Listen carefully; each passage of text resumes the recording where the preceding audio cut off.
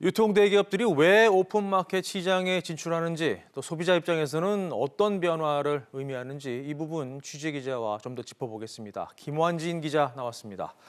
자, 김 기자, 네. 롯데와 신세계가 뛰어들었다는 것은 그만큼 오픈마켓이 활성화됐다는 얘기겠죠? 그렇습니다. 오픈마켓에서는 수많은 판매 업체들이 자유롭게 상품을 판매할 수가 있는데요. 네. 그러면 자연스럽게 상품 수가 많아지게 되겠죠. 앞서 보신 SSG닷컴의 경우 오픈마켓을 운영하지 않는 현재 판매 상품이 1,000만여 개가 되는데요. 쿠팡이 2억 개가 넘고 또 G마켓도 1억 개를 넘는 것과 비교하면 한참 못 미치는 겁니다. 롯데온의 경우 지난 4월 오픈마켓을 시작하면서 판매 상품이 180만 개에서 2,500만 개로 14배 뛰었는데요.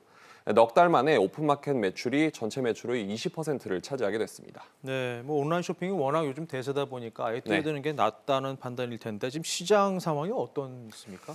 일단 거래량과 거래액이 또 크게 늘어나고 또 판매자 상품이 위쪽에 노출되는 검색 광고 수입도 챙길 수가 있게 되는데요. 11번가의 경우 오픈마켓 광고 매출이 3억 원 정도, 3천억 원 정도가 되는데 전체 매출의 절반 수준입니다. 또 지난 8월 온라인 쇼핑 거래액이 14조 원을 넘으면서 지난해보다 30% 가까이 늘었는데요.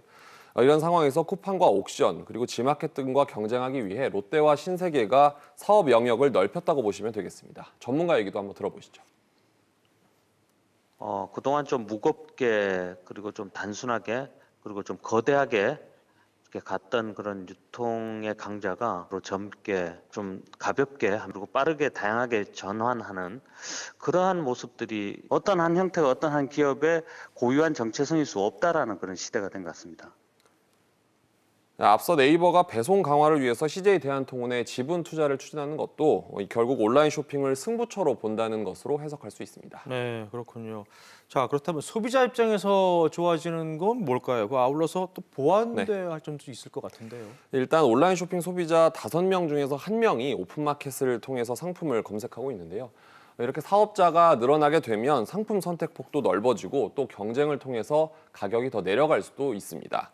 다만 오픈마켓 사업자 입장에서는 규제가 변수가 될 수 있는데요. 이른바 짝퉁과 반품 그리고 환불 거절 등 피해가 끊이지 않고 있는데 오픈마켓 사업자가 이런 소비자 피해에 책임을 지도록 관련법이 속도를 내고 있습니다. 또 오픈마켓의 수수료 기준과 상품 검색 원칙을 공개하라는 요구도 커지고 있습니다. 네, 그렇군요. 김완진 기자 수고했습니다.